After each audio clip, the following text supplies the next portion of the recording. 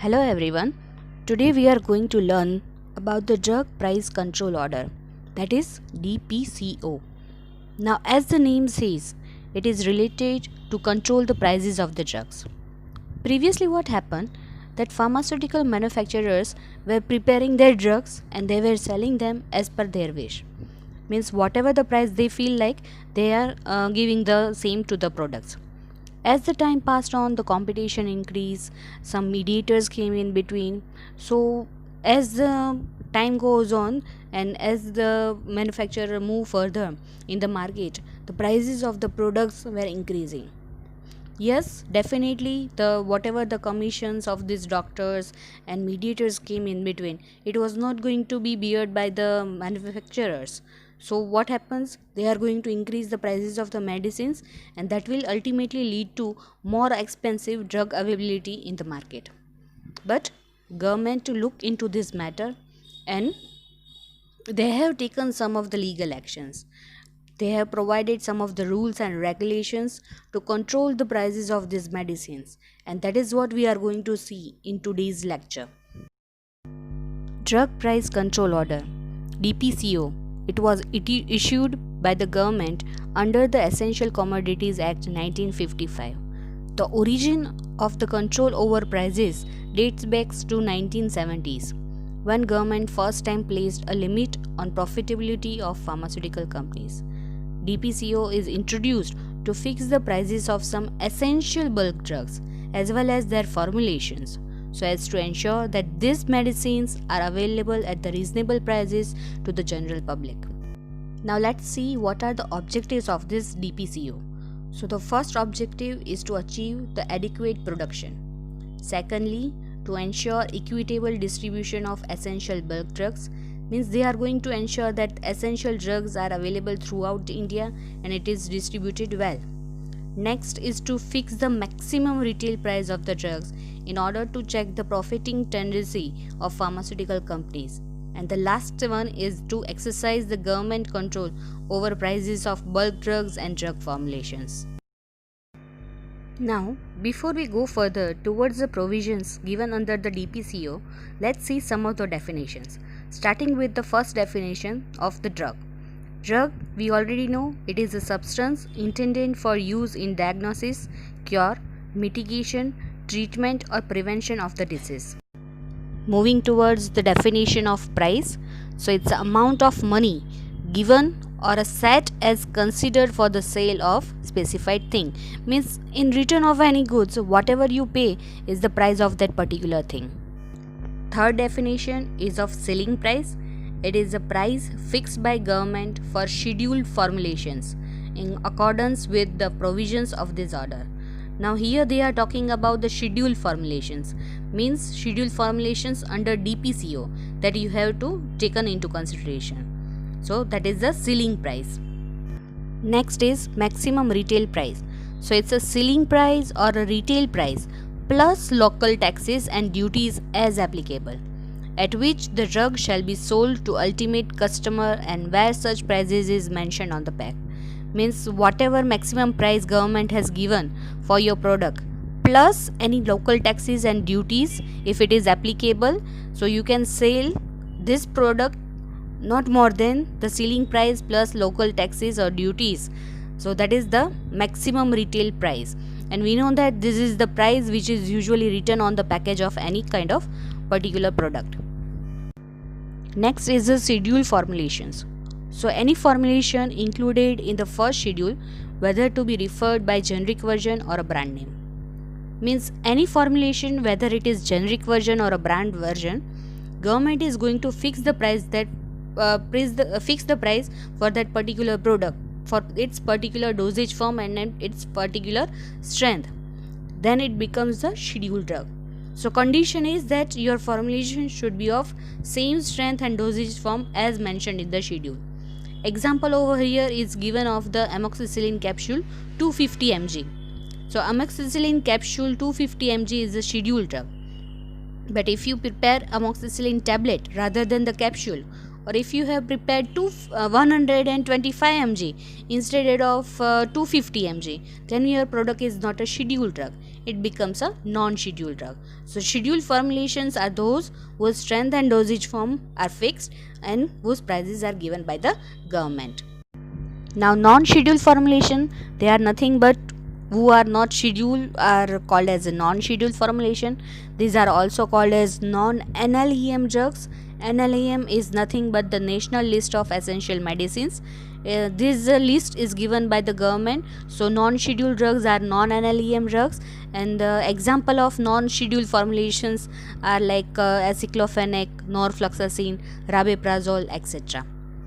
Now let's see the history of DPCO. In 1966, Parliament member felt that Indian pharmaceutical manufacturers are charging very high rates on the drugs. So to control these higher charges, DPCO Act 1966 was passed, and this DPCO Act was passed under the Section 3 of Essential Commodities Act 1955. Later on, this DPCO Act 1966 was replaced by DPCO Act 1970.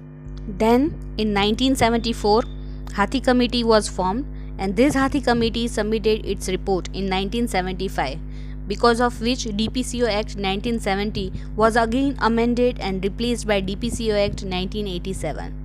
The next amendment came into force as DPCO Act 1995, and finally DPCO Act 1995 was amended by DPCO Act 2013, and this is the current amendment of DPCO Act which we are following nowadays. So that was the history of the DPCO. So DPCO 2013 is the latest version, or you can say latest amendment which we are following right now. This DPCO 2013 will power to NPPA to regulate the prices of 348 essential drugs along with their specified strength and dosages under the NLEM. Now let's see some of the main features of this DPCO 2013. New order will bring 348 drugs and 652 finished formulations under the price control. New policy uses a market-based pricing mechanism against the earlier proposed cost-plus method. Means previously it was cost-plus method, and now they are using the market-based pricing mechanism. The margin of the wholesaler and retailer were previously 26% to 40%. But nowadays it has been cut down, and it is become the 8% and 16% respectively. So margins of wholesaler and retailers are also decreased, and because of the same the prices of the products are also decreased. It is they are not going to just look after for the scheduled drugs, but they are also monitoring the MRP of the non-scheduled formulations as well. It is going to control over bulk drug as well as formulation manufacturers. Even under DPCO 2013, drug producers will be permitted an annual increase in the retail price, but the condition is that it should be in sync with the wholesale price index. So those were the main features of DPCO 2013. Moving towards the provisions of the Act, so it contains mainly the prices of bulk drugs, retail price of formulations, prices of retailer and wholesaler, some of the schedules. So we will see this one by one in brief. So let's start with the prices of the bulk drug. The government is authorized to fix the maximum sale price of any bulk drug. They are going to do this after the market inquiry, and for the same the central government has established NPPA. NPPA is nothing but a National Pharmaceutical Pricing Authority. It was introduced in August 1997. In fixing the prices of any medicine, government is going to consider following. The first one is the post-tax return of 14% on company's net worth, or return of 22% on capital employed, or internal rate return of 12% based on long-term marginal costing for new plants. The pharmaceutical manufacturer may exercise any of these options, and from the same the price will be fixed by the government. Once the prices are fixed, and if manufacturer wants to change the price, then they need to apply to the government in form number 1. After some inquiry, government will notify the manufacturer with the revised prices of medicines within 4 months. one has to taken into consideration that no one can sell any drug higher than the fixed price, that is selling price plus local taxes. Now what if the manufacturer wants to manufacture any additional bulk drugs? Then they have to give all the necessary details within 15 days of commencement of production. So government can notify its prices to the manufacturer within the time. According to DPCO, no manufacturer or distributor can refuse sale of the bulk drug to any of the dealers. Furthermore, government can direct any manufacturer of bulk drug to sell their bulk drugs to the formulators as well. Moving towards the retail price of formulations. So after NPPA was established, till now nearly prices of 665 formulation packs have been fixed, or you can say revised. From this, 302 packs prices were reduced, 269 pack prices were increased, while 24 formulations prices will remain unchanged. Now let's see how the prices of drugs are finalized. So as per DPCO 1979, it was calculated with the first formula given over here, that is Rp equals to MC plus Cc plus Pm plus Pc into 1 plus Mu per 100 plus Ed. Minus again the same terminologies are given, MC plus Cc plus Pm plus Pc. That's the ex factory cost. Here Rb is a retail price, MC is a material cost, Cc is a conversion cost, Pm is packing material, Pc is a packing cost, Mu is a markup, and Ed is a excise duty. All these things you are aware of, except the markup. You will come across in upcoming slides, but this formula was used previously. Now the formula has changed to Rp equals to MC plus Cc plus Pm plus Pc into 1 plus MAPE by 100. So previously it was Mu, but now it has taken place by the MAPE. So what is this MAPE? It is nothing but the maximum allowable post manufacturing expenses. Means beyond the certain limit you cannot increase the cost of the particular product. So this formula you will have to remember for your 2 marks question in terms of examination. It is important one. So that is just for the information that how the retail price of the any particular product has been fixed. This we have already discussed all the terms RPM, CCC, PM, PC, MU, etc. Now as we see in markup value in the formula, so markup is nothing but the manufacturer margin, promotional expenses, outward freights, means transportation charges if any, distribution cost if any, trade commission, etc. So all these are the markups which we have to include or taken into consideration while fixing the price of the particular product. Now here there is one thing which I want you to just go through, is that as per the DPCO 1991, it has given some value of MAPE, that it is 75% in case of formulations of category 1 of third schedule, whereas it is 100% in case of formulation of category 2 of third schedule. So that you have to remember. Whereas as per DPCO 1995, MAPE value is 100% in case of formulations indigenously manufactured schedule formulation. So that is just to remember and for your knowledge. In this slide here I have mentioned categories of formulations under DPCO 1991. So first category is for the bulk drugs either alone or in combination, which are specified for category 1 formulation. Category 2 contains bulk drugs that is also either alone or in combination, which are specified for category 2 formulation. Means here they are saying that category 1 contains products mentioned in category 1. It could be individual or it could be a combination product of category 1 drugs. While in category 2 it contains products of category 2 and it could be also either alone or in combination mentioned in the category 2.